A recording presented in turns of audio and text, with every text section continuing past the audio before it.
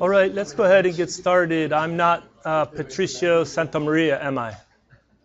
Did he mention that somebody else may be here today? Well, I am Randy Monteufel. So I'm teaching the other section of statics this semester. We have common exams. He did a review for my class before the first exam. In the schedule, I do a review in his classes before the second exam, and then we switch for the third exam. Okay. Where will you take the exam? That you took it in last time. Didn't you take it in the main building? What is fair game? Well, it's almost all chapter 4, but don't forget about the end of chapter 3. Three-dimensional force systems. I have a three-dimensional coordinate system, x, y, and z. All right. It says calculate the moment of the force. So here's one force. There it is, represented in 3D. It's applied at this point B out here, isn't it? Here's a point B. Okay. Calculate the moment that that force induces about the x-axis going through the point A. What are they asking us to do? Where is point A? And what do they mean by an x-axis going through point A? Hey, x-axis is right here. It goes back to the origin. A is not at the origin. Can you see that? So what are they asking me? Kind of an axis parallel to the x-axis that goes through the point A. Isn't it what they're asking us? Maybe they should have used more words, or I should have used more words. Say, to the axis going through point A that's parallel to the x-axis. I would first like to calculate the moment about point A as a vector that lives in 3D. How do I do that? I calculate the displacement R, and I cross with the force F, R cross F. I think a lot of us wrote that down. But this R, the easiest R to get is to go from point A to B. And I like that. Some people had that syntax, that notation on the subscripts. And so it's going from A to B. And I saw a lot of people working on that, and they said, oh, it's so much movement or change, displacement in the I, and then so much in the J, and then so much in the K. And most of us, after you get good at this, sometimes this is the notation in their book, right? This is the location of A. It's 0 in the X, 0 in the Y, 1.5 feet in the Z. This is the location of B, just like that. And so they look at it and they say, oh, I have to move out positive 8 foot. I'll put foot out here so I don't have to write it 3 times. And then I have to move up or out positive 0.25 in the Y. And then I don't have to move anything in the Z because I'm already at that elevation in the Z. So go slow to make sure you get a good R. Now, I'm going to come back to what another R could be. Some of you are already ahead of me on this, but let's just work with this R for a minute. Okay, then we are given F. So a lot of people said, I know how to do R cross F. When I walked around, I saw the determinant of a 3x3 where I put I, J, K. I put the R vector. On the second row, it was 8.250. And then maybe put units of foot out there to remind me, hey, when I do this cross, the units go with it.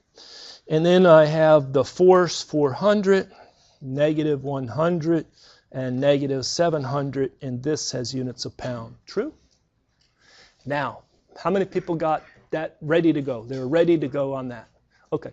At this point, how many people are able to successfully make that calculation, come up with something in the I, something in the J, something in the K, having units of foot pound or pound foot? It's easier for me to say foot pound. All right. Okay, very good. Let me ask the question. How many people did it, with the formula and the cross product and that determinant of that 3x3? How many people did it with a calculator? The aid of a calculator, which is approved to be used on your exams. Did you know you can set up a problem like this? And then the next line, the student writes the answer. And either they did it in their head, doing with the lines and crossing this, put a negative in front of this and a positive in front of that. Or some students I know have a calculator. And they know how to use it. An approved calculator, not an unapproved calculator. We're talking an approved calculator for the exam. If you have time, you might want to see if you can do that on your approved calculator. Okay? It may just save you a little bit of time and be able to double, triple check your work. All right. Now, once I have that done, this is the moment about a particular point. But what we want to do is we want to only get the projection onto a particular axis of interest.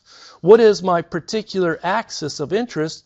It's described by a unit vector. That's the notation in the book. A unit vector, sometimes I put an arrow or a hat on it. And that unit vector aligned with the x-axis is 1i plus 0j plus 0k. True or false? Isn't that my axis of interest? Okay, now what I do is if I want to calculate that magnitude of that moment about my axis, notice I think the book drops it. Now it's just the magnitude without a vector notation on top. And it's a lowercase a for the axis as a subscript. I think that's consistent with what the book uses. They do it by u dotting m sub a. I see a couple head bobs. Is it good? You able to do that? And this one's so easy. Guess what you just pick off? Right? You just pick that one off. And so this you just pick up the final answer. It's a magnitude and it has units. Yes, sir.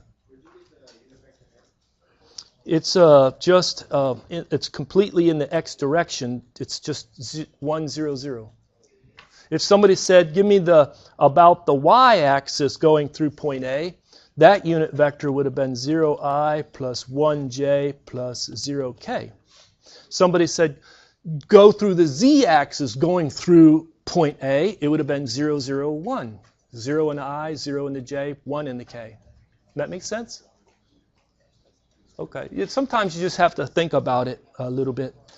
All right. Somebody says, I have a better way of solving this problem. Professor, you got a very complicated R. How many people were thinking that? Some people were, yeah, back there. Okay. So, since you raised your hand, what's the R that you recommend that'll make this even easier? Okay. What you could do is you could just come out here and any point along the axis of interest, the line of that, the axis of interest. I don't have to go back to point A. It may be the most convenient, but I could have come out, let's call this point C. R could have been from C to B, which you just perfectly called out. R from C to B is equal to no change in the I, no change in the K, and only a positive 0.25 movement or displacement in the J.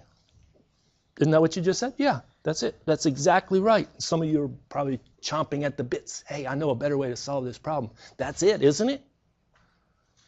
That'll really simplify the problem, won't it? Actually, once you make that observation, some of you may have been saying, I can solve this problem with a scalar approach, right? Because you can decompose this force, something in the I. Okay, if I have a component in the I, it's positive, negative, which direction, I'm not making a big deal, but it's parallel to the axis of interest. Can the 400 pounds in the I induce any moment about the x-axis or about the x-axis going through point A? No, it can't. Exactly right. All right. How about the component in the y-axis, either going positive in the y or it looks like it's negative in the y? Why will that negative 100 pounds not induce a moment about the x-axis going through point A?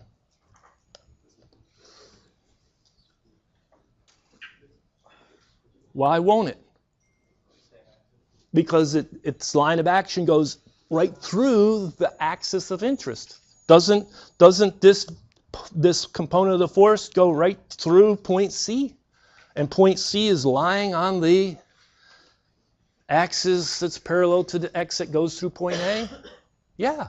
And so only the 700 in the K can induce a moment. And so from a scalar analysis, what is that magnitude of the moment about that axis? Can you see it by a scalar analysis? It'll be a magnitude of the force times a moment arm distance. The moment arm distance was 0.25. So this will be 700 pounds times 0.25 foot. And so whatever that is, can jump on it. How many people solved it the whole way through using the vector and then the dot product or picking off this component? What number did you get?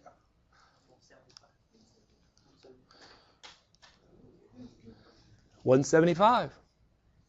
Isn't it the same number? Sometimes this is comforting, sometimes it's not very comforting to students because they're thinking, just give me one way to solve the problem. Right? I don't want a plethora of choices. Just give me one way. Okay, fine, you got the one way, the first way we covered it, but there's more than one way. The answer is 175 foot-pound. And now, if you look at it, I could tell by its action, this is downward directed, right? And so if I have my eyeball out here and I'm looking back and the Z, Y plane is sort of the face of the clock, it's actually going to be rotating in the clockwise, which is the negative sense. If you wanted to, you could come back here. This is a negative 175 foot-pound. Right? It's a negative sense of rotation about the x-axis. I hope I didn't confuse anybody. I hope that was illuminating. But you trust your math as well as you could solve a lot of problems using scalar analysis. Any other comments on this? Yes? Well, first of all, they just want the magnitude. Calculate the magnitude.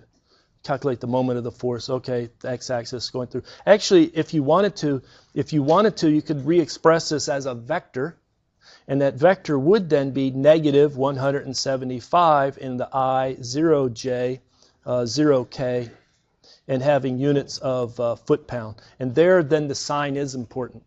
Yes, thank you. But if it was just a scalar like the magnitude, then 175. Thank you.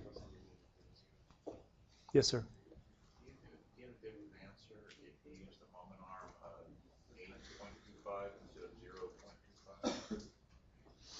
0.25? From point A to, all I have is point A, B, and C. Right, but what I'm saying is if you, instead of using the moment arm of just C to B, yes, you get a different answer if you use the moment arm from A to B. If you do this coming out this way from A to B, this was our A to B, and some people did it, and they said that it was a negative 175 on the I. You still get that answer. I'm saying is the overall moment. Oh, yeah, this moment induces something about point A also in the J as well as in the K. Right. Right. What I'm asking is, would it be different if you use the moment arm of just 0.25 for J? This C to B? Yes. Try it.